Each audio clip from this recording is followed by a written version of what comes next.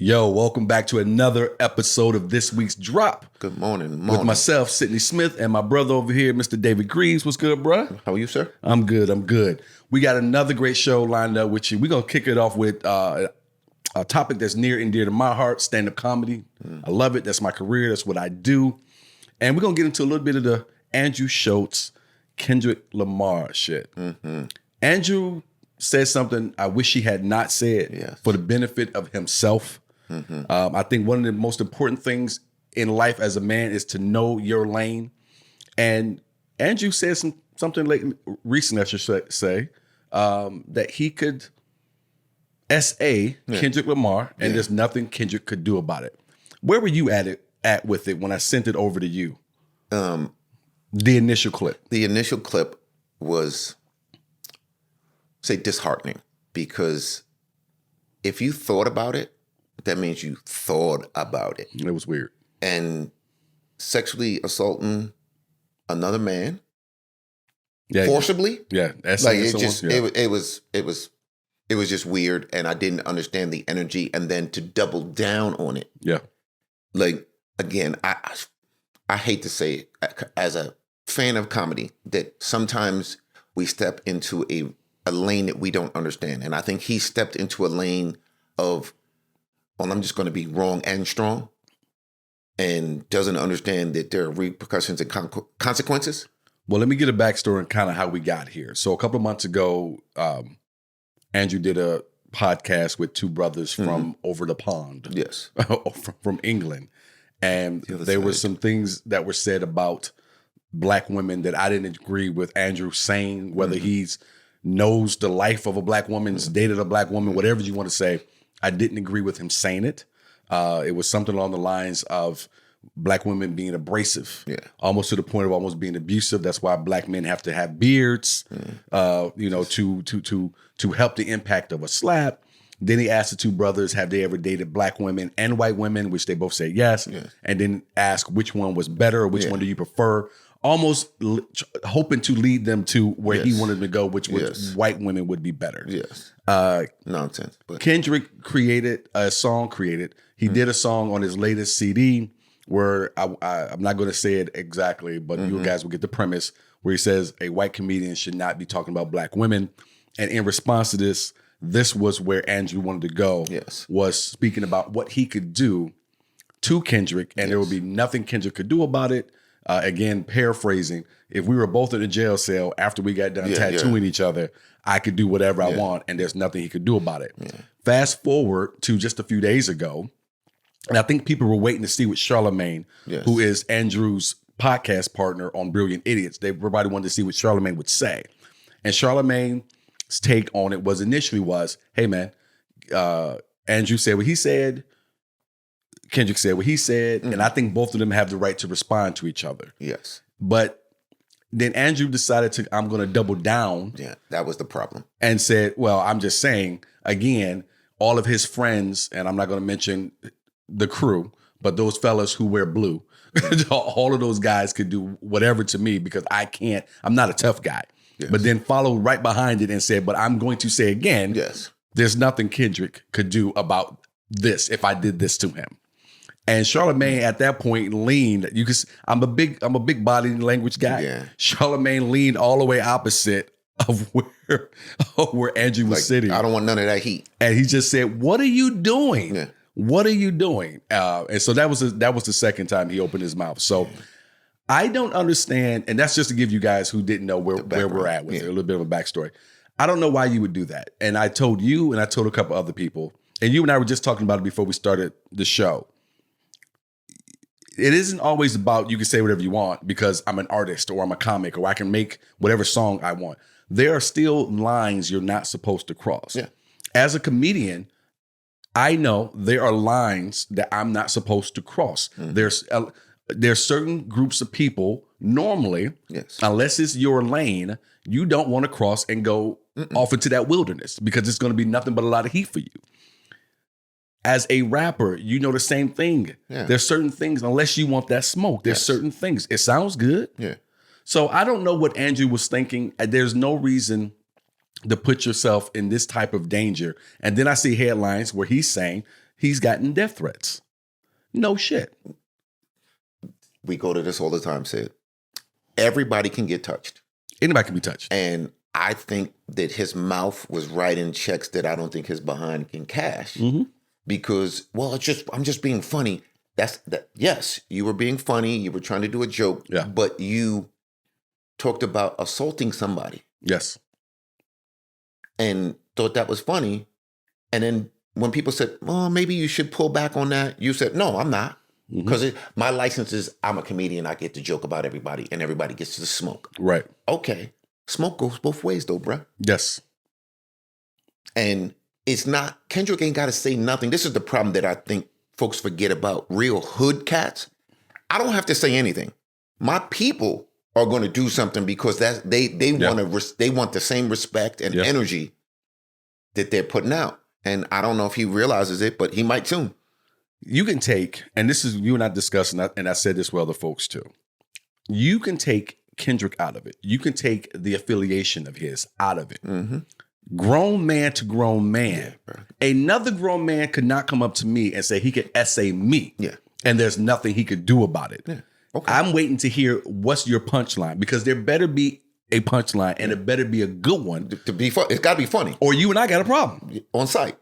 So that's just me with an ordinary dude out here anywhere. And he's doubled down on it. See, the first one you might have been able to let it slide, but he doubled and tripled and stamped it in and was like, yeah, I said it and this is what it, as we always say, keep that same energy.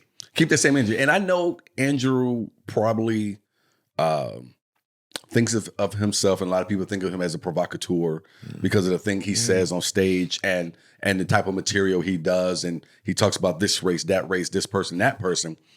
But there's certain things are an absolute no-no. And I was still interested in what Charlamagne was going to have to say. Where are you at with Charlamagne's initial viewpoint being, well, Kendrick said what he said, Andrew said what he said, and they both have the right to say what they want to say. Yes. We always say that everybody has the right to speak their part. But again, you also got the right to get punched in the mouth. Yeah. And this is what I don't think society understands as a whole. Mm-hmm. You know, when it's everything's equal, great.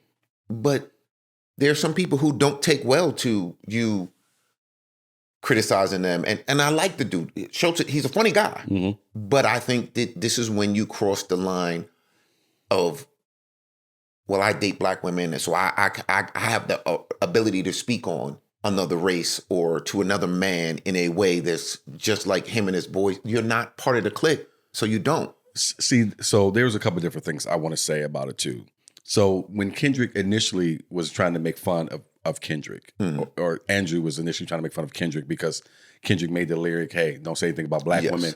And then Andrew's initial joke was, oh, here rappers, like they respect women and so on and so forth. That was easy. That was a good one. I let it go at that point. But when you doubled down, when you first said, I'm going to essay him, that took everything or the joke out of it. Now it's not a joke. Well, here's where I'm going to cut the legs underneath what Andrew had to say when he made that statement. Because here you are saying what you're saying and believing you should have the right to say it, and I'm an artist and so on and so forth. When you cut the legs from underneath what rappers do in terms of their art. Yeah, wrong is wrong. You see what I'm saying? And the other thing I would say is this was wrong from the get-go. He should have never been sitting. Yeah. See, if those two, and this was an argument that a lot of black men were making before, those two black men from England, London, wherever, those podcasters, should have checked him initially. Yeah, immediately. Like, bro, that's not okay. That's not cool. And so I'm married to a white woman. You're married to a white woman. I feel okay with saying neither one of us are married to them because they're white. Mm-mm. You see what I'm saying? No. So for him, what the initial statement was to ask, both of you been with black and white women, which one is better? That's it, again, women are women. We say it all the time. When people ask me, I'll be like, listen, I didn't go out there saying I'm choosing a white woman or a black woman or a Spanish. I chose a woman who chose me. Yeah. But again, I think he needs to publicly apologize. And shut up. If he doesn't get to, and just shut up. Just be funny. That wasn't funny. You said a bad joke. Ha ha. Okay, correct it. Or else they're going to correct you. Because don't think that folks won't come hunting for you. And be the last thing you hear. Yeah. Look, the other thing too, and taking Kendrick out of it completely, and you tell me if you agree or disagree with me on this. In our community, we don't play that shit anyway. No. We even 2024, and a lot of people don't like to talk about it, but within our community, Black people are still very, I don't know what the word I want to use, but we are still very iffy on men of that lifestyle, of that group. Mm-hmm. And I'm saying it that way because I'm not sure what YouTube is going to let me say. So, but you guys get what I'm saying. Our community, the Black community, African Americans, are still iffy on that, on our men being a part of that group. Yes. And I can say that because I have relatives that I have this conversation with, that generation, those generations before me, who are, when we have open dialogue, bro, they not having it. No. They are not having it. But they also came from their foot on the neck, literally, physically, and not just being oppressed or not being invited to certain rooms. Mm-hmm. So again, when he started to talk about I've dated, so that makes it okay because you dated a Black woman. No, it doesn't make it okay. So it's like saying the N-word. You can't say the N-word. Not around me. Not at all. I don't care if you say it in a song and you heard it. It's just a no-go. I don't want it to be okay. So I'm going to immediately, that's why you say immediately check it. Yeah. Listen, it's not cool. Change the subject. We can move on. And then after, I'm sure somebody said to him, Charlemagne had to say, bro, let's stop. Right. I'm gonna try to cover you on this.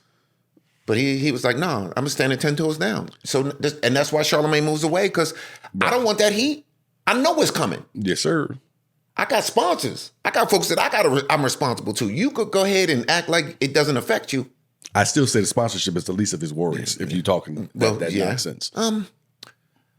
I would hope so. I would hope it just be sponsors, because I don't never want to see nobody get physically hurt because of some dumb stuff that they said. But there's repercussions and consequences, and you got to be willing to take whatever comes because you double down on it. But I think if Andrew thought sponsorship would be the issue, he doesn't say it. Because if his sponsorship was going to be the issue, he has a lot of stuff beforehand that and his fan base is probably going to love him even more. But again, my concern, if I'm him, is them. Yeah, you still got to travel. Not sponsors, not them. Yeah, because it don't have to be a California Kendrick fan. It could be a St. Louis Kendrick fan. Bro, we done lost people in the hip hop. Yes, and a couple of our biggest names, obviously, Tupac and Biggie, based off of extra, some peripheral figures. And I hope that somebody will speak to him and get him to understand that it ain't got to be Kendrick and them coming at him. There's folks that are just sitting there waiting for a reason to step up and show, look at me. I did it. I did it for the race. I did it. I'm going to show them on either side, either way. Yeah, every joke, and I can say this as a person that gets paid money to tell jokes, and I make a living telling jokes. I'm not an open micer, so when I say this, I know what I speak of. There are jokes that I write that I may even think is funny that no one has ever heard. There are jokes I tell open mic comics who are coming up who want to make jokes about SA. Yeah. I'm like, let me tell you something. That is never going to be funny. No. You're going to have to be so specific. Yes. When you become someone whose name is on a marquee, to have that fan base. And they're going to love you to an extent that they're going to allow that. Andrew Dice Clay. Andrew Dice Clay would be perfect example. And I don't know if he ever did this. No, but he had a lane that was really a lane that was a little over this way, but not too much this way. And you see, but eventually it wears thin. So again, I think that comedy, what you think is funny, I may not think is funny. And some things that I think funny, a lot of people don't. They're like, that wasn't that funny. I think it's hilarious. But I'm one of 100. So eventually it wears out. And I think that you can't continue to throw stones at things before the stones come back. And I would say also, to your point, as a comic, you can also come up with a joke that you're the only person that's going to think is funny. Yes. And, but I would also say, to your point, we can move on. Bruh, if you're out there and you have a family and you're wanting to do this thing, don't put yourself in the crosshair, so to speak. Unnecessary. Again, it was unnecessary. The first time he said it, let it go. But you keep, like, you thinking, oh, well, I'm not scared of it. Oh, okay. There's a number of Kendrick Lamar jokes I could sit down and write within 5 minutes that would have had nothing to do with that if I wanted to get back at Kendrick. Yes. Instead of crossing that line. Because you didn't just put Kendrick in the line. You put the initial joke of black women. Yeah, that's the initial. Yeah, so you not only got this pile, but you got this pile now. And here's the other thing I want to say too. I was going to move on past it, but I do want to say this. Here's where I am upset with us as a whole. When I say us, I mean human beings on this planet, in this country. If Kendrick was Kendra, and Kendrick didn't have a penis but had a, this would be a completely different conversation, and everybody from the Today Show to wherever else would be having a completely different discussion. Yes. But because it's a man, and some people would even say a Caucasian man to a black man, this is nothing but a little bit of fodder for folks. It's water that you don't want to go into, and you went into unnecessarily. So again, it's like I want to throw him one of those inner tubes. Yeah. To save yourself, the only way to save yourself is to say, I didn't realize it was a mistake. I thought it was funny. It was in bad taste. Forgive me. So let me tell a story. So years ago, back in Detroit, I'm at a VFW hall where me and my friends used to hang out because my buddy's mom was members, and we just have a good time. I even produced a couple of comedy shows there, so we would just have a good time. If you've never been to a VFW hall, it's one of the best places to go. Man, it was a good time, fun. So we're in there, and a motorcycle group comes in, and they're wearing their colors. The sign on the front, like at most VFW halls, no colors. Yeah. It's a no-no. These guys come in, I want to say 20, 30 deep, somewhere around there. I'm standing there next to an older gentleman who's wearing a General Motors button-up over his white T-shirt. And so he and I start speaking because my mother's a General Motors retiree. And we're having a great conversation. Young guy in his cuts, colors, whatever, comes in, sees me, and then goes back. And then now all of these guys in colors come over, and they want to go with me for whatever reason. And I'm sorry, I missed one part of it. There's one of the members that comes over, and he's panicking, older guys. He's panicking because all these guys are in here in their colors. The older gentleman in the General Motors button-up says, well, what's the problem? They're not causing a problem at all. And these two start to have a conversation. That's when all these guys come in. And this is because the young kid brought him in. Yeah. As if, and what I come to learn is he was a prospect trying to make his bones. Yeah.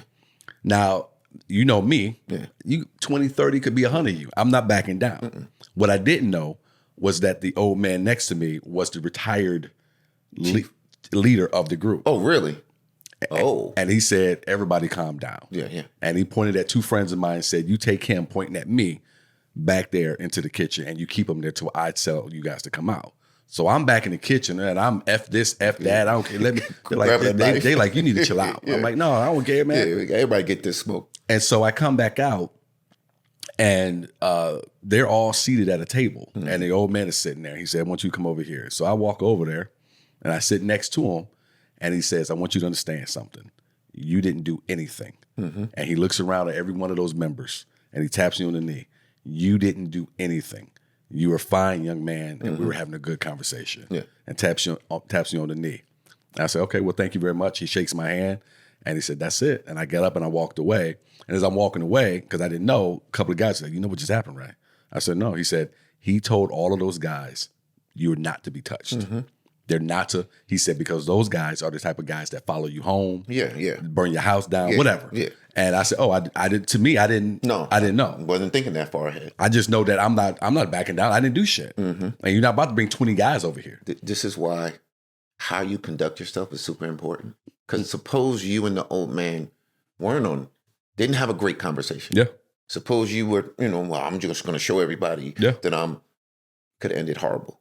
Could have ended all different kind of ways. But you're right, and but I was taught to respect my elders. Yes. And we again, just a great conversation. Nice conversation. But my point was, this is what Andrew needs to hope Kendrick does for him. Yes.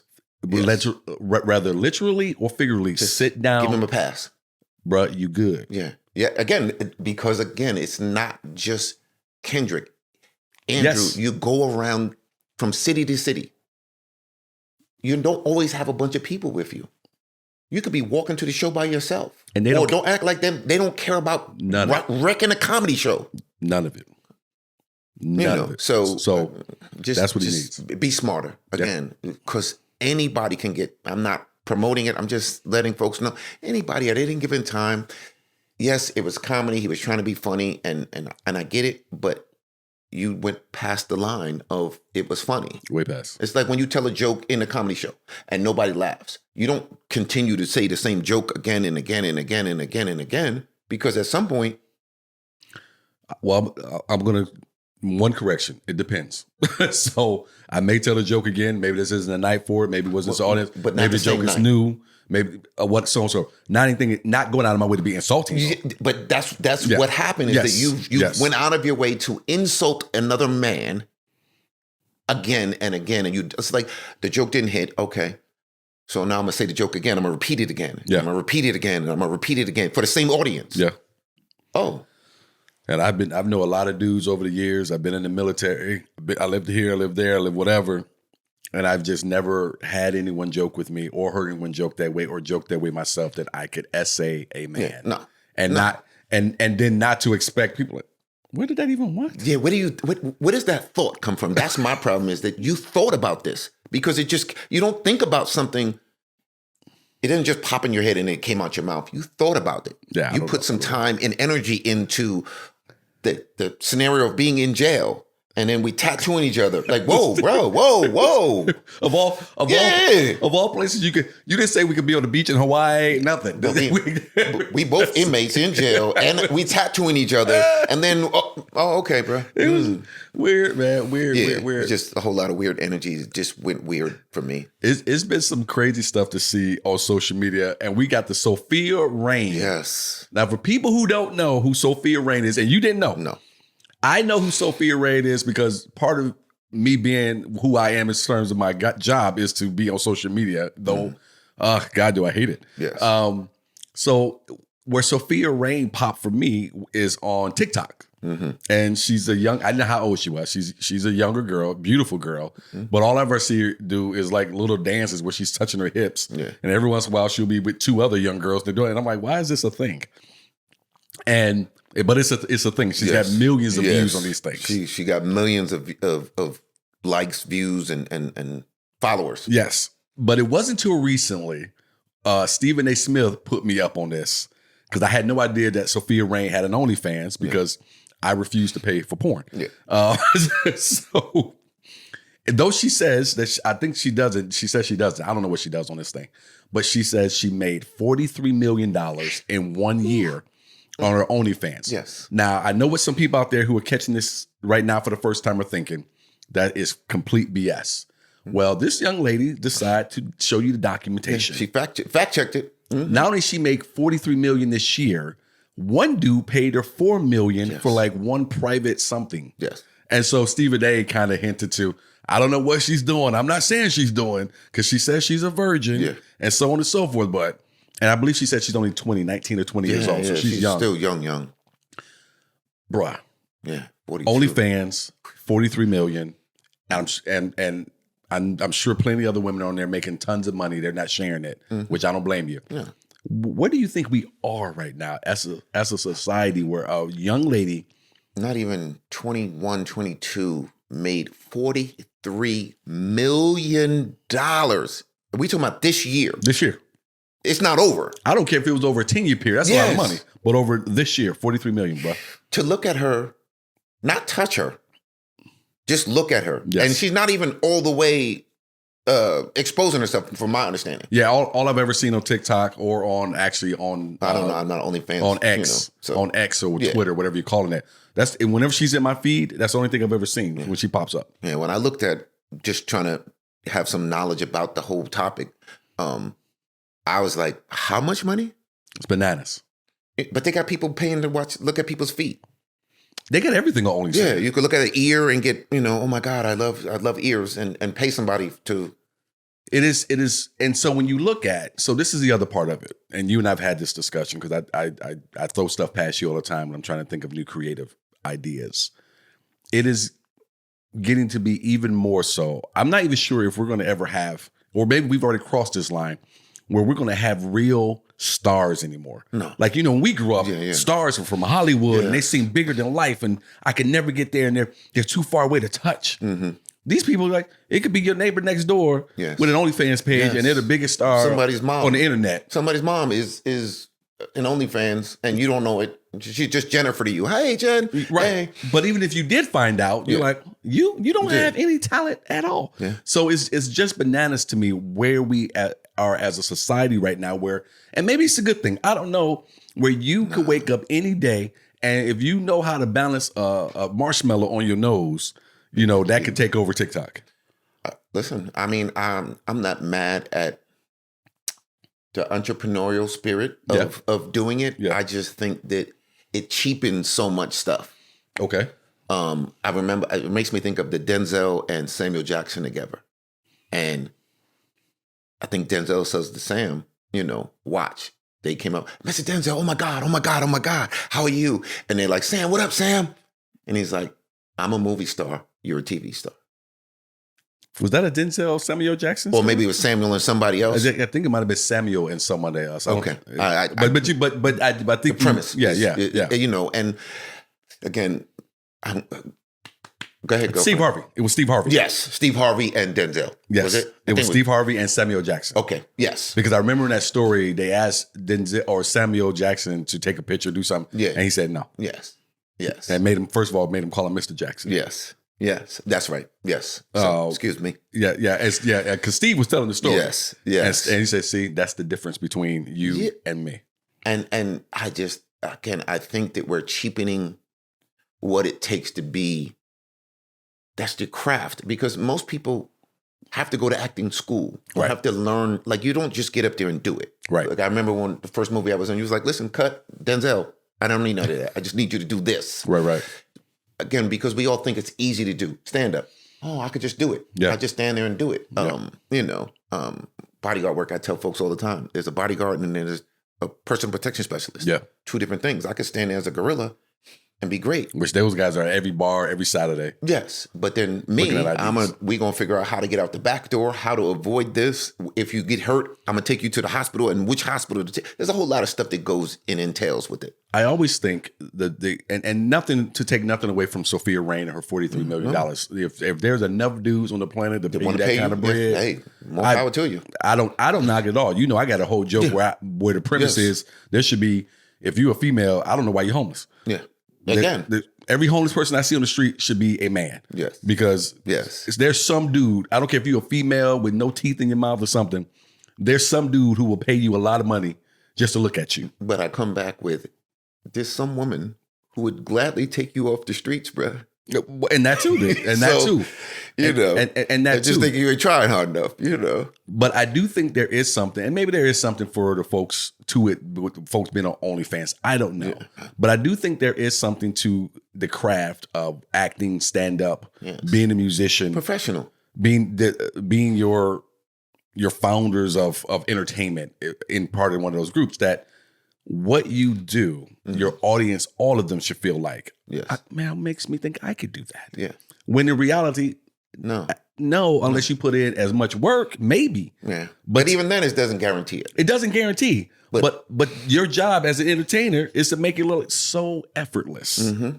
Like, it should be seen. Like, again, I say a lot of rappers that are actors, like, you could see them in the same role because one, you might be typecast, but you're not able to show me any range from. That's a good point, because you do see some rappers who do movies. You're essentially playing the same character you play when you're cutting the CD or whatever, when you're making a song to be streamed. I don't know if anybody does CDs anymore necessarily. You're telling our age, sir. Oh yeah. Man, I'll tell my age for real, because what I used to love was going to the mall and hanging out at Sam Goody. Yeah. And that store. Shit, bro. Man, listen, I can go back to Blockbuster. So go back. Yeah, man. So, but 43 million said the number is. But again, NIL money. She is. Think about it this way: Juan Soto just signed a contract for $700 something million. 41 million, I think it was. 51 million a year. Yeah. So she's just shy of what Juan Soto is going to be making. And he got to play 160 games. Yeah. And he got to play at least 140 or 20 of them. Yeah. You know. So that is a lot of money. And Juan Soto, they showed it today, his contract is more than the combined contracts of LeBron and Tom Brady over the length of their career. Yeah, baseball, listen, people sleep on baseball contracts. Get your baseball player. That baseball money is crazy. So, not saying anybody out there should have an OnlyFans. Just want you to know Sophia Rain. And I'm going to say something. She is a beautiful woman, though. Young lady. I can't go woman yet. I don't think she's 21. I say anything over the age of 18. Because by law you're legal, but I don't mind young lady either. Yeah. Either way. I mean, if we're gonna go woman, then she ain't a woman till she's 30. If that's what we're gonna do. Okay. I mean, that's what we're doing. I mean, because being a woman is more than just being 21. Yes. Just like being a man is more than just being 21. Yes, true. Again, young lady, woman, 43 million.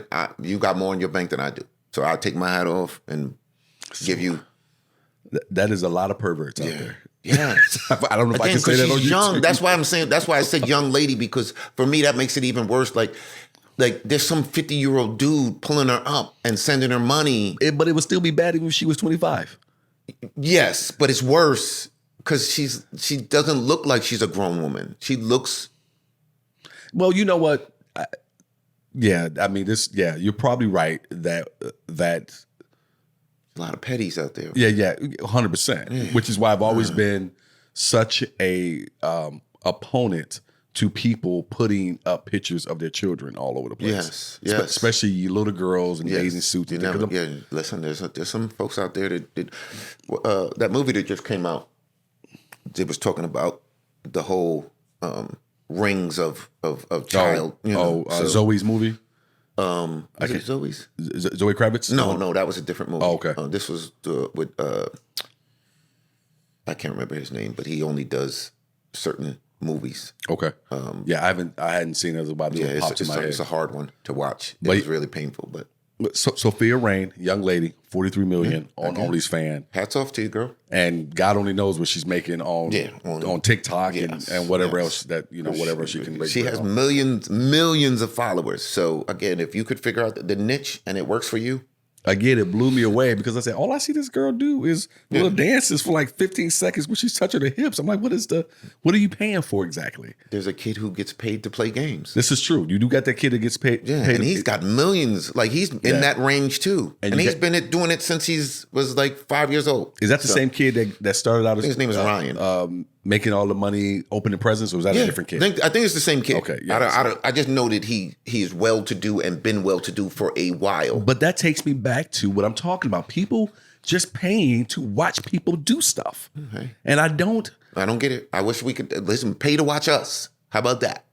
Ooh, there you go. Way to circle that around. There you go. Circle that around. Yeah, give us 1 million fans. Give it up. Yeah. Give it up. Sneaker endorsements, Oh, yeah. You see these?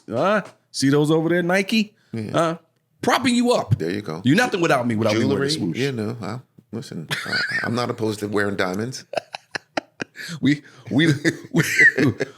look like two black young ladies on OnlyFans right now. Yeah. Listen, I'll show you my toes. 10 million. All right, let's move on. All right, speaking of social media. Yes. We all have seen the assassination of the United Healthcare CEO. It's a hard word. I think I can get away with that one. I think. Yes. Maybe we'll still a hard word. Maybe we'll beep it just in case. Yes. What the unaliving of the unaliving of the CEO of United Healthcare. I don't get me wrong, but I'm maybe because of how I grew up and where I grew up and some of the people I grew up around, I'm not the most empathetic person. I just don't say so. What's that? I say you say so. I do say so. You make fun of me all the time about this because I want to. I wish I could. Yeah, and but it's and maybe that's why I married my wife, who's like a Smurf, because she carries that load. She carries the load for you because you quick with the. I don't get it. I don't understand. All right, let's Sarah. Let's move. What we doing? What's for lunch? Yes. So the thing that impacted me the most from it was the response, Yeah. I'm obviously not the most. No, you're not. You're not alone in it because of social media. Yes, they were way harsher than I was. They got memes and everything about it now. People walking around. Guess what? I'm not worried about somebody coming. I was like, whoa. The one thing that popped, the one that I can remember most in my mind was the first one I saw. And someone they put it up. So let me start here. United Healthcare put up on their Facebook page how sorry they was about what had happened to their CEO, and 67,000 emojis were used on that. Yeah. 52,000 of them were laughing emojis. 52 out of 67,000. Then people were leaving comments such as, my empathy is out of network. You know what I mean? I just watched, I just put his name just so I wouldn't forget it, Jordan Fisher do a 5 to 7 minute set at the Cellar in New York. The Cellar is like one of the meccas. Yeah. To me, you got the Cellar over in New York and then you have the store over in LA. Yes. But he's at the store, Jordan Fisher, prominent comic, 5 to 7 minutes, I would say, he did on that CEO being unalived. And then went on to say he thinks more of the CEOs in the healthcare system should be unalived. And he didn't say it like that, folks. So don't get it. It wasn't that harsh. That was the premise of it, of the material. The audience is cracking up. They're not, I can't, but no, they are laughing about it. And so that's what initially took me back from it all. You? Where were you at with it? I gotta go to my Lord and Savior first. We're not even Catholic. I felt bad for his family because they still have a loss, and you want nobody to have to experience that part of it. And I'm a witness for him, Lord. He did say that to me when we talked about it. So that part was the initial, like, oh wow, we become such a harsh society of, well, that's what they had that coming to them, type of a thing. And when you start to hear about the profits and people losing their jobs, but the CEOs are getting these balloon packages and stuff like that, you kind of lose the empathy or sympathy for somebody in those shoes, or people not being able to get healthcare because they got cut or they won't want to pay for something. So I understand why the emojis were the way that they were. I just feel bad for his family. So that was my first thing is as the family of somebody who was unalived. I'm like, ooh, and then having to see that and have millions of people basically not care that he was. Yeah. Was my harshness. Now, I understand it because of all of the other things that I don't think we talk about this all the time, that the people that are making it don't understand how many people are suffering and hurting. Yes. And they've told no to because it was to make their company more money. It's about shareholders and stockholders as opposed to the people. I watched, and I was telling you this, I watched CNN because we watch and try to read everything, where they talked about this. And I told you this. People, those talking heads and a lot of other people are just like the Democratic Party was. You're missing the boat. Yeah. If you're wondering why people are having the reaction that they're having, it is because there's been not to overuse the word, empathy shown towards them, especially when you're talking about healthcare. Yes, the regular person. The other thing they showed on CNN was the amount of videos. They only showed a few of them, but they showed a few of the videos of doctors making social media videos before the unaliving of the CEO, talking about, I cannot believe that they wouldn't approve that the healthcare system won't pay for this. One doctor talked about having a child who needed some medicine or something that was only $10, and healthcare said no, and he had to try to push back and get it pushed through. So you're not getting it. No. People are tired. The Democratic Party. I don't know if we talked about this last week. I can't even remember if we talked about it. Did we talk about the woman who was knocking on doors in Pennsylvania? No. In the Delaware? It wasn't Pennsylvania. She went and she was knocking on doors because they were asking her again on CNN. They were doing a round table. She was knocking on doors for Kamala, at the time and asking what is it like and how's it and who you're voting for, so on and so forth, there were a number of people who were like, I don't know what they're talking about. I'm over here working 2-3 jobs trying to make it. Yes. I only have a couple of minutes to talk to you now because I just got home, got some sleep, and I got to go back out for another job. To the second job, yes. And so they were just not getting it. Yeah. That while you can say the stock market is doing great, and if you have money in the stock market, that's great for you. Yes. But the average person? The average person. And so when you sit here and you want to say, I just can't believe people are having this reaction, or this is wrong for people to have this reaction, or this is that, you're missing the boat. Yes.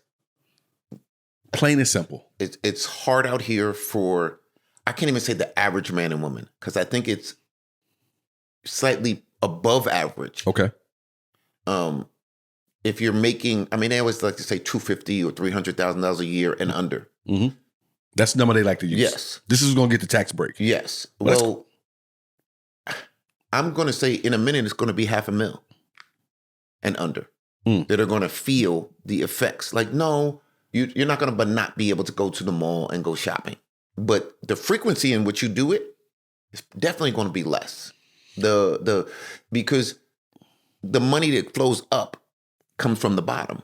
And eventually there's nothing to come up, It's just going to be essentials. Like, people are trying to figure out what they're going to eat and what are they going to make to last if their kids can go play sports. And eventually I joke about the purge all the time. Yeah.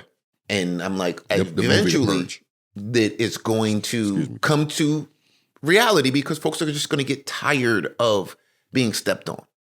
Yeah, it was I told you this last, when was Thanksgiving? Where were we at now? 2 weeks ago now? Yeah. The wife and I went out for Black Friday to the malls, did a little shopping. Our people watching, it's our usual thing we enjoy doing.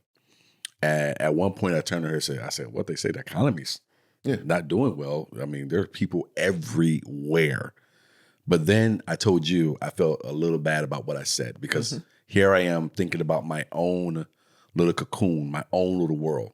Within our neighborhood, yes, people are doing great because we live in an area where people are well-to-do or better. Yes. These people are fine. Yes. But there are, even within Phoenix itself, from let's say from here, from where we're at to Scottsdale, there's a lot of people in that fucking middle. Yes. I almost want to look at it like if you go back and look at the election where they talked about East Coast, West Coast, where the people on the West Coast, East Coast were all saying, what are you talking about? Everything's fine. Yeah. But then middle America it was like, no, it's not. So yeah, if you look from where we're at, where we're located in Phoenix, in the Metro Phoenix area, and go all the way across to the East Valley. 5 miles in any direction. Yeah. And you come out of that buffer zone. 100%.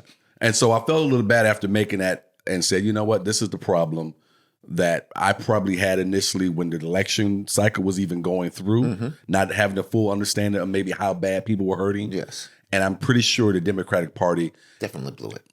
Completely blew it for that reason. And I think that people, those talking heads, are blowing it now because you're not understanding people are sick and tired. Again, I think they just caught the dude. At least they found someone who might be him. Yeah. I think they knew where he was and they just swooped in and got him, but they don't want to say it yet because they want to make sure if he has any other connections to people. And we hope that they got him. Yes. Even though I feel like people have a right to feel how they feel, we hope they got him because I don't think anyone has the right to walk up.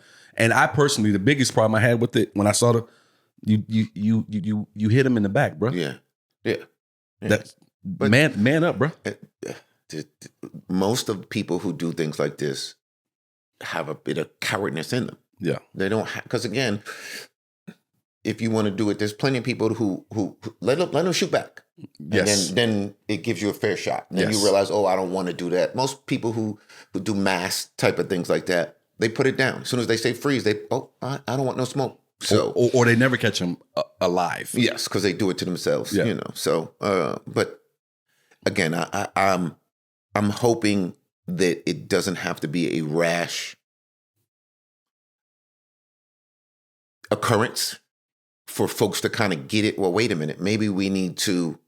But I again, when you're in a position where you're elite and your bottom line is shareholders and not the average man or woman, because you're making $450,000 a year. You got a parachute of $20 million. His salary, they said, in 2023 was $10.3 million. So you're what affects everybody else doesn't affect you. Yeah. And now they leveled the playing field, so to speak. So I would assume that as CEOs now you start to go, well, wait a minute. Well, it could be this company next or that company next. It doesn't have to be healthcare, because gas and oil or there's any well, if you worked for whatever company and now they downsized. Well, wait a minute.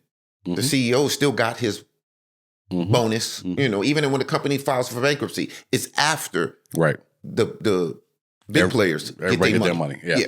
So it was just wild, and the social media reaction, and there were others that we could quote, and I don't want to quote because I don't want it to come off like we're bigging these people up. No, but it was just bananas to see. Because I've never seen people in a mass come out like, we don't care. Yeah, like good, that type of thing, and I understand the energy, but I don't understand the energy, if that makes any sense. Like I get why folks are upset, but I don't want to get that far to the point where I'm unempathetic to somebody's plight. Like his kids don't have, his wife doesn't have. Yeah, but I think if you're looking at it, and you and I talked about this on our phone call, and my thought on process, and I'm gonna tell you what it was, because it was mine, and I'm a man about mine. As my mother would say, I don't throw a rock and hide my hand. But there was a lot of people out there who lost their family members. Yes, and this is why I understand. I just don't want us to get to the point where it's an eye for an eye, because it works until it doesn't work. I think we're past it. Yeah, I mean, we can go to the whole eye for an eye to the whole world's blind quote if people like, but I think at a certain point you pushing that rock uphill. Yes, and we get to the top. You're tired. Well, as a country or as a society, you can say the whole world, I guess, pushing it. We've been pushing this rock of lack of empathy uphill the whole way. Yes. Now we've got to the top, and it's going. This thing is already going down the other side. Yeah. And so, and I think we do get to a point where you say this all the time. In some way or the other, you're gonna kick me so many times, bro. Yeah. How many times you think I'm gonna let you kick me? Yes. Yeah, and while I'm down, and that's where I don't think that the elites understand how tired folks are of being tired. Yeah, man. Like, at what point are y'all going to hear us cry out for help and stop? And insurance, when you look at it, is one of the biggest rackets. You and I've talked about this. I've said this a million times. Yeah. It is one of the biggest rackets. So let me tell you. So let me see. I give you money for something, and then when I need you, you can tell me no. Yeah. No, you didn't meet the criteria. No. Oh, well, it was an act of nature. Or you could, and we're talking about all insurance, car insurance, home insurance, medical insurance. Yeah. Or if you do go ahead and accept the claim, now you can raise my rates. Yeah. Because I had to make a claim. Yes. What have I been paying you for? Yes. And here's the real kicker. You can go your whole life and never make a claim. Mm-hmm. You don't get any of that money back. No. Take one. And they could say, no, we don't want to mess with you anymore. So this has been decades in the making. Mm-hmm. Yes. And now we've gotten to a point where people are pushing back. Now, I'm not saying why this individual did what he did, because we don't know yet. Yeah. We're just talking about the reaction people are having. Now, if it comes out that he did this because his daughter or mom or whatever somebody then was denied, then that's going to, I think, take this all to another level. Yeah. I think that people would see it and go, you know what? Let's start doing it so that they can hear the cry, because we've cried and they haven't heard it. So now I'm gonna make you feel it, so to speak. And I'm gonna throw this last thing on the table, and I want to hear what you think about it. Let's say if they do catch him and they bring him to trial, and they find out this is brought on because of something that happened from United Healthcare denying a relative something. Where do you find a jury that is going to throw this man away? Yes. It's going to be hard. You're going to have to move it to an affluent area.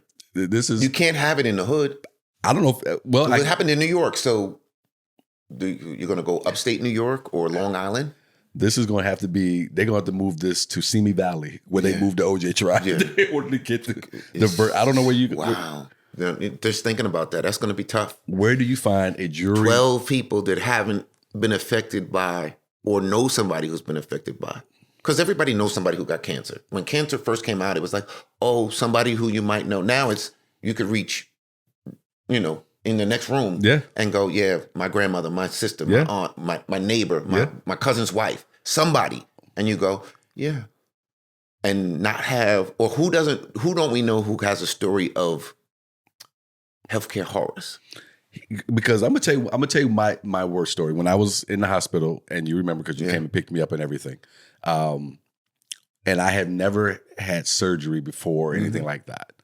And so the thing that stuck out to me then, it sticks out to me now because I'm gonna roll hospitals into this shit too because they could care less. Yes, definitely. I've never seen anything where they take their sweet time to get you in to be seen and get a room, and then rush you out as quick as they can so they can get somebody else in. When you're laying there in recovery and you're just waking up out of a nap or you're in pain, you're ready to go home, this nurse rolls in with this computer and they have you sign all kind of documents so that they can ensure that they get paid. Yeah.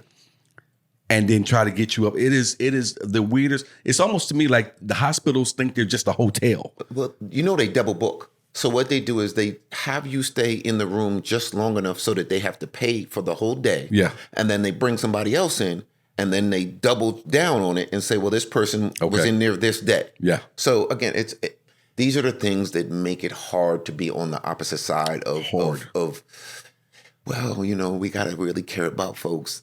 They make it hard for me to, because I understand, but that part of me is like, yeah, they're coming to you. It is hard. And I'm going to say this and then we can move on unless you have something else. No. One of the things that I notice, whether we in good times or bad times, hospital medicine, y'all still seem to be doing just fine. Yes. And so that has to make you wonder what is going on. You see the bills? You guys are, again, I told you when I was in there, I'm standing in, next to a lady and they're like, yeah, $7,500 for the day. And she was like, well, you didn't figure out what it was. That's not our fault. Pay up. $7,500. I was like, whoa, one day, a couple hours in the hospital and $7,500? If you could please sign this. Yes. Or are you refusing to pay? No, I'm just telling you to bill me. You're refusing to pay? No, I'm just telling you to bill me. And then remember we talked about that they changed the law where you used to be able to file bankruptcy against medical bills. Yeah. Nope. Cough it up, man. Yeah. We want it. Yes. So, as Dave says, Dave feels for the family and whatnot. I'm not built that way. So I was more taken back by the social media reaction and was trying to figure my way. Y'all better figure it out. I truly believe y'all better figure it out. Y'all got a lot of problems on your hand, bro. Yes. And I mean, when I say that the problems and who you top percenters. Yes. You got problems on your hand. We eventually, folks are just like, it's at the boiling point where it's bubbling up right now. And this guy gave an example of how to deal with your frustration in the worst way, but he gave an example. So as CEOs, you might want to start to, employ some people or... I don't think it matters. Yeah, I mean, if the president, if Trump can be shot at, if we can have what happened to Reagan, we can happen to JFK, RFK, and on and on and on. And now go for the CEOs. Yeah. As you like to say, anybody can be touched. Yes, sir. Don't think you can't. Mm-mm. All right. Man, that was good. That was good. But not as great as the LL Cool J, because according to LL, he is the most important rapper to ever live. Mm-hmm. Now, I'm going to give a few just short things that LL had to say on a podcast interview. And then, of course, as usual, we're going to go to Dave. And you know what we forgot to do? We forgot to ask you guys comments. Share, like. All that good stuff. LL says he's the most important rapper to ever be alive. Mm. And a couple of reasons was he was the first rapper to bring Ice and Diamonds. Yeah. He was the first rapper to help launch a successful label with Def Jam. He was the first rapper to bring love songs into the mix. He was the first solo rapper to be able to go on tour around the world. He was the first rapper for this, first rapper for that, first rapper for this. Now, I said this, and I love LL, and I have since I was a kid. He used to be one of my favorite rappers. That dude, because he starts out with humbly. Yes. I don't think there's anything ever been humble about LL, and I don't think that was the only thing I had a problem with. I guess initially was he said humbly because it didn't need to be said if you're gonna say all these things after it. But where were you at on that argument of him being the most important rapper and given his list? Okay. Agree, disagree, and why? I understand that, again, as a rapper or as anything, I'm always going to think I'm the greatest. I'm always going to think I'm the best. So I understand him unapologetically saying, this is what I've done. Because we forget that L's been in the game for... Early 80s? 40 decades? Yeah. Four decades? 4 decades, yeah. Ain't nobody else really been that long and still relevant. Yeah. Whether you like him as a rapper anymore or not, he's still relevant in moving the mic, you know? So I understand what he's saying. Do I agree with it wholeheartedly? L, you've put you poked a pin in a lot of stuff to say, this is what you did, this is what you didn't do. Hands down. Can't knock any of that. But when I think I first saw it on TMZ, there was like, he said he's the greatest rapper. And I was like, well, you're stepping into a whole different lane. One of the most influential ones, got to take it down. Yes, hands down, he is one of the most influential, but not the greatest rapper. As long as we divide those two, he has done a lot for the game. Yeah. He has been instrumental in my whole life because he was around the same area that I was around in the same. You guys are close to the same age, right? So he has done a lot for society as rapping. He was one of the first rappers to kind of cross over into entertainment also. Yeah. So that he's done a lot that when you take your lenses and go, okay, well, wait a minute. Let me just look at what he's saying as opposed to his bravado of I'm LL and I'm the baddest. When you take that away from it, again, when he said humbly, we both chuckled when we heard that. Like, ha ha, he, he. You don't mean humbly because you're not a humble person. You know, you just shouldn't have to be in his defense when you've done everything that he says he's done or can actually stake claim to. Right. You're like, oh, wait a minute. You know, I didn't think about this and I didn't think about that. Right. But again, when I first heard it, it was, I'm the greatest rapper. And I was like, wait a minute. Yeah. I think that's where a lot of people heard it. Yes. So I'm with you when you're talking about L saying who he feels like he is in the scene. I do think that listening to some of the other talking heads out there talk about it, it got a little bit twisted because you had some people trying to throw the word greatest in. I don't think he ever said greatest. No. He said most influential, if I'm being accurate with his verbiage. I want to go beyond what he just said, though. I feel like, so LL released that last CD he did. I didn't think it was that great, even though he put M on it. M is one of my favorite rappers. To me, M is a better MC. And M, you know, for a lot of people, it's in top 3, top 5 all time. Yes. I don't think LL will ever be assumed to be in the top 3 or top 5 as far as a lyrical MC. I do think and I think like all of us, is starting to see his mortality.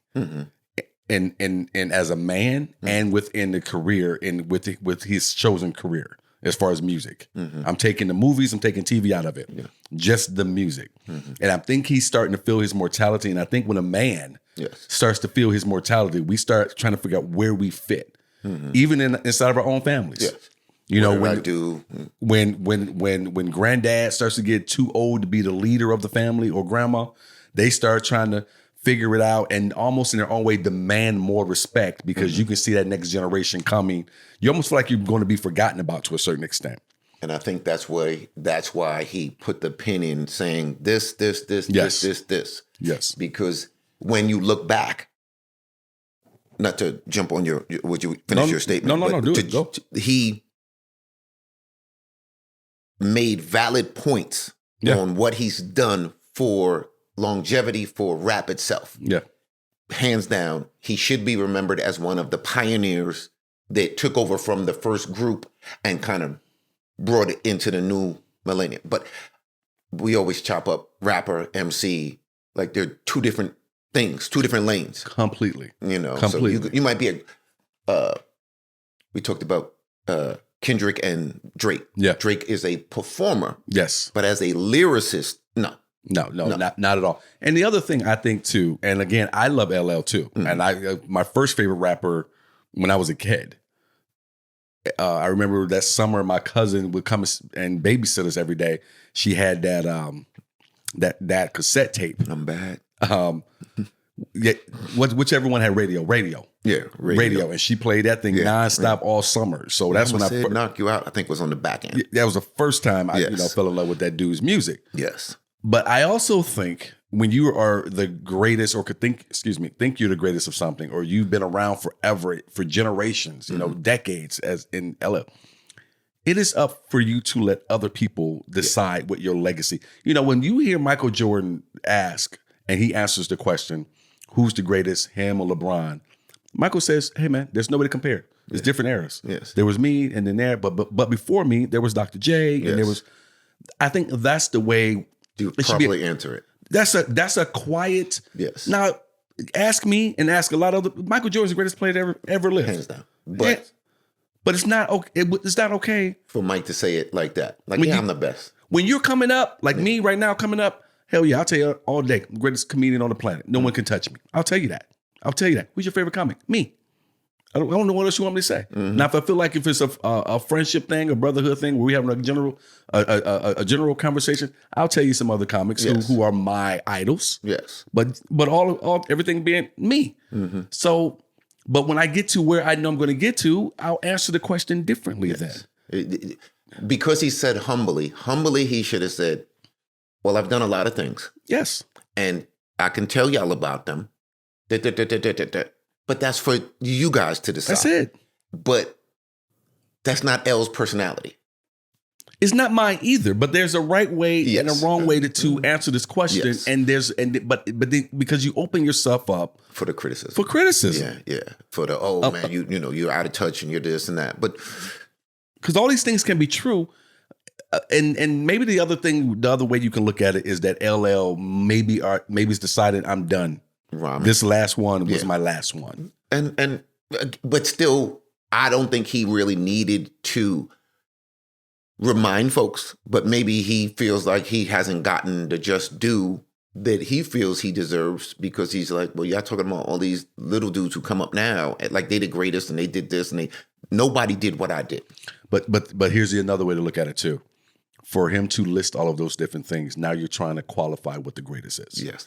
Because the other thing he said was, well, I'm also the one who brought up the GOAT terminology. And he was the first one I can think of as a rapper who started the GOAT, the greatest of all time. Yes. When you look at LL, unless you just are diehard about it, I don't think there's anybody out there who's going to say he is the GOAT in terms of rappers.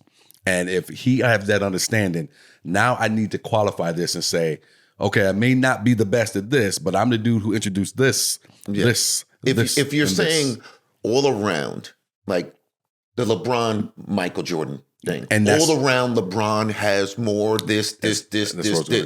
So for me, I understand him he's making the LeBron. Yes, he is. Yes, he's doing the LeBron thing. And for me and you, it's always going to be 100%. And that's it. I mean, because to me, all the other stuff is great and you did all those things. But if we're talking about rappers, then most people, especially coming up, you came up. We quantify it as are you a lyricist? Bruh. Are you a rapper? Are you a performer? Like we could break it into 3 or 4 different sections. Like who has the greatest voice as an MC? To me, Chuck D has one of the greatest voice, but he's not one of the greatest rappers. Because Tupac is thought of as one of the greatest rappers, and some people, I don't think he's top 5 anywhere for anyone. I've never heard him say top 5. Some people think he is. I don't. I think he's in maybe top 10, top 20. I'll put him top 10, but a lot of that is because of not just the rap, because who he was and the effect he had on pop culture. Everything else.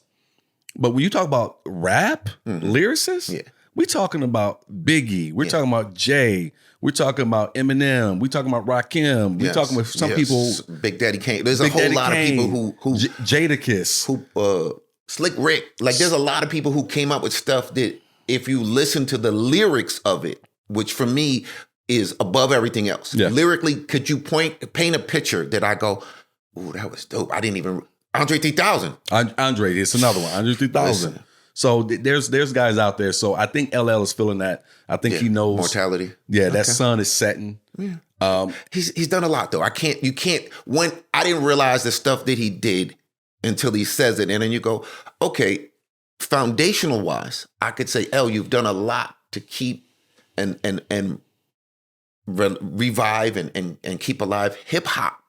And you need to be one of those Mount Rushmore-ish dudes, but not as a rapper per se, but as a whole, you've done so much to the culture that you do deserve one of those 5 or 4. There's nothing worse as an entertainer. And my career, I haven't had the LL Cool J career yet or surpassed it yet. But I can still say this. There's nothing worse as a performer to see you get to a point where you may be thinking, oh my God, is my time over? Did I peak already? Did I peak already? Or even if you've peaked a long time out, is my time over? Mm-hmm. Do I now am I now the old man who has to help and give knowledge? Am I the old retired chief? Yeah. Who's sitting over here just whispering in the new chief's ear? Waiting for somebody to make that call to, hey, can you tell Chief, I never saw this before. What do I do? How do I handle this? Well, no, not that. You used to be the chief. Now you're the old man in the village. Yeah. Who the chief still listens to from time to time. Yeah. But every once in a while he reminds you, you're not the chief anymore. Yeah, yeah. You know what I mean? He's nice enough to have you in the circle. Yeah, people respect you because you old and and that's but pipe down there, son. Yeah, chill out. So wow, that's. I think he feels that sun setting. Mm-hmm. The man still looks great for his age. He's still doing his thing for his age. Yes, he's not old, but I'm still saying for what he's for. Look, Denzel Washington is getting ready to retire from acting. Yes, they're one of the greatest actors ever on the planet. And this man has made so many films. We talked about this, so many films. He doesn't even look like he's 70. No. And he is. When I heard his age, I was like, oh, wow. And he's getting ready to retire. Yeah. And happily, it looks like retired. Yes. Yes. And I think it is about doing what Jordan did against Utah Jazz, hitting that shot, leaving your hand hanging in the air, and walking away. Go out on your own 2 feet as opposed to being carried out. And sometimes we might have did it one album too much, or one movie too long, or one joke too many, and now you're he used to be really funny, he used to be really good, instead of I still got that picture of you ending on a championship. Because the thing, and before any of you Jordan haters out there, if I use this as a clip or you guys see it, this clipped up on YouTube, say it. When Jordan came back and played for the Wizard, he came back because that owner promised him part of that team. Yes. That's why he came back. Yeah. And even when he came back off his couch, was giving the business. He was still giving them the business. Yeah. So Jordan didn't stay too long. Jordan left when he wanted to leave. Now, do I wish he wasn't in that Wizards uniform? Absolutely. But I understood why he came back. That aside, you're right. Left, hanging in the air, 6 titles. Get up out of here. 6-0. Yeah. Let's roll out. Let's go. Can't say nothing. Can't say nothing. I mean, they try to say it, but I still LeBron top 3, top 4. Who's that? LeBron. I give him top 2. I'll give him top 2. I can't put him over Kobe. As an all around? As a basketball player in general? I can't put him over Kobe because the Mamba had the same mentality of Mike. He did. And I've seen LeBron understandably so pass it to somebody else. Bruh, I'm going to be the dude. We going to win or we going to lose, and it's going to be on my neck. You know what? I'm not going to argue it because I can completely see it because I'm with you in terms of Kobe. And I'm with you. Kobe was like, for my entire lifetime, next Jordan, Harold Miner. I remember all these guys. Yes. Everybody was the next, but then Kobe was, Kobe is Kobe. And I saw it right away because Kobe would do everything I did in terms of, trying to walk like Jordan, wear the armband. I could be like Mike. Oh, bruh. The whole fucking deal, except for obviously Kobe was a much better player than I was and a lot taller and could do things I couldn't do. But when they ask, why did you skip college? Yeah. He said, because I wanted the chance to play against Mike before he retired.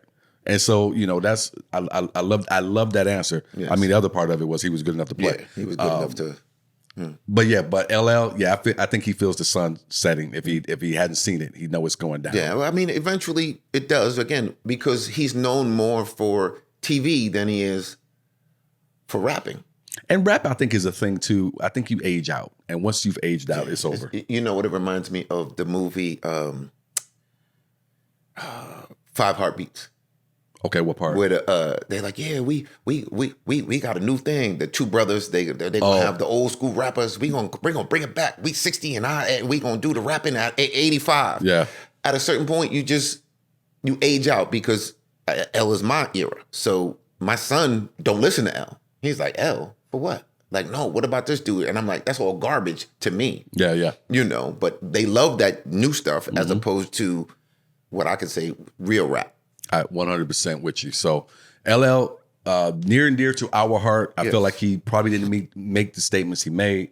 But when you feel that sun setting, I feel the need in one way or another to remind you all what I did for this. That's always been L. But it's never going to be forgotten. For me, that's L always is like, listen, y'all going to give me mine or I'm going to take it mentality. And I love it about him, but I wish he didn't have to do that. To remind folks of the stuff. Let somebody else do it for you. It goes further when somebody else says, listen, L did this, and that. And you go, oh, wow. Yeah. Because when you say it, it comes off arrogant. It's very, very, very odd. Very tough. All right. Kendrick Lamar. Yes. Goes on tour. Yes. I'm not buying any tickets. No. So that's not why I'm bringing it up. No. I'm not a real concert goer. Unless the wife wants to go, and I think the same for Dave over here. We definitely ain't doing the Kendrick concert. But I'm not going to see Kendrick. Yeah, I mean, even if I liked him like that, the energy that's going to be there, I don't want no parts of. So he's going to tour, and the thing that caught my eye, and I said, Dave, we got to talk about this, is one of the stops will be Toronto. Yes, and I'm almost positive it's on like Father's Day or some day that has more meaning than other days. The one thing I want to say before we get to the meat of this, the only person I would like to see, and I would pay a ticket to see her. I've become a fan, like newly and fresh, SZA. She's going to be on tour with him. I love me some SZA. I think she's super talented. Love her voice. Love the music. But that aside, are we leaving early? Is that what you're saying? Yes. Or I need to be in a suite where I can eat for food and drink and kind of watch the game at the same time. And do whatever else I want to do and leave out, where the VIPs and the rich folks come in and out who go to the suites. All right. So Kendrick Lamar going on tour, going to hit Toronto. The first thing that jumped out to me, what jumped out to every one of you when you saw it, Toronto is Drake's home court. Yes. Do you think this is a twist of the knife that Kendrick is doing on Drake? Yeah. Well, don't act like there's not fans in Toronto that want to see Kendrick. Yeah. It's a. And I think he's doing the arena that the Raptors play into. You can't stop my smoke. Yeah. So yes, it was a little bit of, I'm going to your home country and land, and I'm going to perform, and I'm going to sell out. Yeah. It has to be a sellout. It's just, otherwise it's not. Would you do it if it was somebody else? Like, say you have beef with an Atlanta rapper. Would you go down to Atlanta and do that there, or you just have no respect for the dude? And I think this is where it depends on the rapper. Okay. Now, if it's I don't know, what's my man out of Houston that they say he's supposed to check in with when you Prince. Yeah. Or maybe Master P possibly, or if you're going to his neck of the woods. Back in the days, it was different. Yeah. Like if you go to LA, you still got to check in. I don't care who you are. I was going to say, I think it's still the same. It just depends. But if you got smoke with them, you're not going at all. No. And so I think that's why it's a little bit of a kick in the nuts to Drake to say, not only by coming. He mushed him, bro. It was like a mush back in the days. Like, kick that. And he's just standing there looking all sad. And That's making me laugh because I'm thinking about all the dudes I've seen over the years mushed in the face, and the dudes just kind of stand there, bro. The mush is slap. It's like, oh wow, what? Like, how do you? Like, you can't do nothing about it. First of all, they let him do a concert. So the people at the Toronto's stadium said, bro, it's about money. Forget that. Roll on in. Yeah.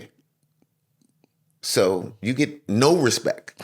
You say mushed. I'm still laughing about it. Yeah. And because every time you tell stories, you be talking about dudes be getting slapped. I'm like, I don't know if that many dudes I know in Detroit got slapped. Yeah, bro. Listen, everybody from everywhere got slapped at some point in time. I know, but all your stories got you slapping somebody. I wasn't a nice dude. I tell you, I was that dude, that gorilla. Yeah. And until I found another gorilla, and then I was like, well, he might be a big gorilla.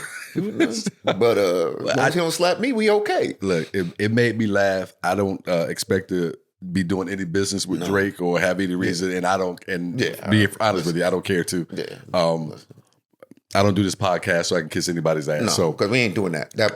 Because I found it to be completely funny. Yes. When Kendrick is coming to Toronto. Yes.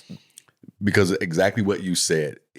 No respect, bro. Yeah. Not only will I talk about you, not only will I call you a PD, yes. I will roll into your hometown, bro. And sell out. And do the concert. Yes. What you gonna do? Without no smoke. That's what I feel. Now, will you come to Compton? No. I'd like to see you. No. He better not. And so, no, and I'm not saying he will, but that's to me, like, I dare you. Yeah, see, and this is the same thing we talked about the Schultz. With Andrew. Be careful of what you wake up, because some people are willing to die on principle. Yeah, they will unalive themselves. Yes, I'm sorry. You're good. You good. And you got people are different. When I was younger, when we spoke to older men, we realized, listen, you've been around here a long time. You had to do something right. Yeah. Because there's a lot of people that didn't make it this far. Yeah. So for me, I always say, speak with wisdom. Don't loud talk me, because I'm going to give you the one pass. Right. My fault. Excuse me, sir. Right. Apologize. Do everything properly. All of that. And then we draw the line in the sand, and it's going to be what it's going to be. Right. I think that just because you thought it was rap, that it held no other, but the proof was already in the pudding with Biggie and Pop. Like, there's already been folks, Chicago, every rapper from Chicago, damn near. Yeah. So to think that it can't go to this extreme. To think that you could start the whole thing out, just saying who, almost in your own little jokey way, who are rappers to try to correct me on how I should talk about black women. Yes. I think you thought you were being smart. Yeah. When you did it. Yeah. You thought it was cute. Yeah, you thought the first thing you did, we talked about already, the initial thing was cute. Yeah. You thought this was cute. Then you doubled and then you double down on it again. And what I find to be amusing, if I can find something to be amusing, is both times he's done it in terms of dealing with Kendrick. Mm-hmm. You've prefaced your statement with, well, I know all of your boys are this, that, and the other, and I'm not a tough guy, I'm not whatever. But then you say it anyway. Yeah. And I don't. You been around a little longer than me, and being around with some folks.